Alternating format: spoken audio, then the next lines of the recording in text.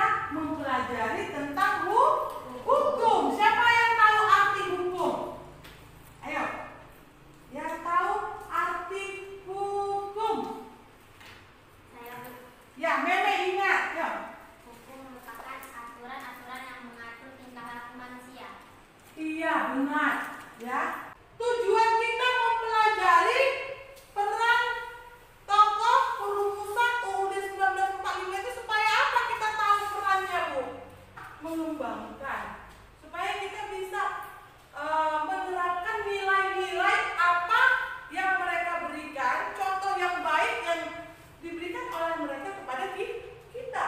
Nah, yang pertama, tujuannya menampilkan tokoh-tokoh yang berperan dalam perumusan. Nanti kita lihat siapa-siapa aja yang merumuskan UUD 1945. Yang kedua, menguraikan peran tokohnya. Kita nanti jelaskan. Misalnya,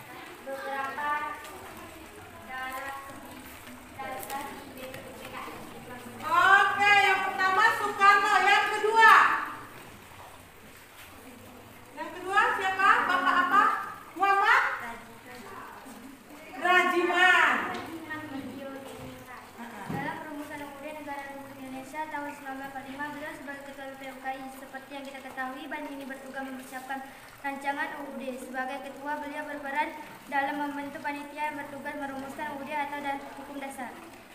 Oke, yang kedua, yang ketiga siapa yang bacakan dari kelompok 1 ya? Muhammad Hatta, beliau dipercaya sebagai ketua panitia ekonomi dan keuangan. Berkat ilmu yang diperolehnya selama kuliah ekonomi di negeri Belanda, Dr. Andes Muhammad Hatta dan anggota dalam panitia tersebut telah berperan merumuskan ketentuan pasal-pasal tentang landasan pokok ekonomi dan keuangan negeri Indonesia. Salah satu hasil kerjanya adalah pasal 33 Fajar 1-3. Oke, jadi kelompok yang lainnya, kelompok 1 telah membacakan hasil persentasenya. Ya, sudah mengerti ataukah ada yang mau bertanya terhadap kelompok 1? Oh iya, dari kelompok 3 mau bertanya kepada kelompok 1. Oke, silakan. Apa yang dimaksud dengan nasionalisme?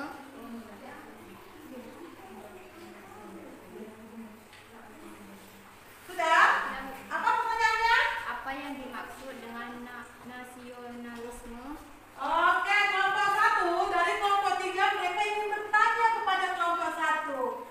Kata kelompok 3 bertanya, tadi kan kalian sudah membaca bahan materi, sudah membaca ringkasan, pasti ada yang rasa yang di pertanyaan dari kelompok 3 pasti bisa dijawab. Apa yang dimaksudkan dengan nasionalisme? Ayo, jawab cepat. Nasionalisme yaitu suatu paham yang menganggap bahwa kesetiaan tertinggi atas setiap pribadi harus diserahkan kepada negara kebangsaan.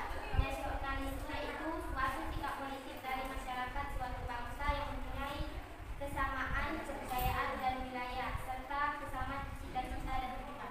Oke. Ya, jadi sudah paham kelompok 3?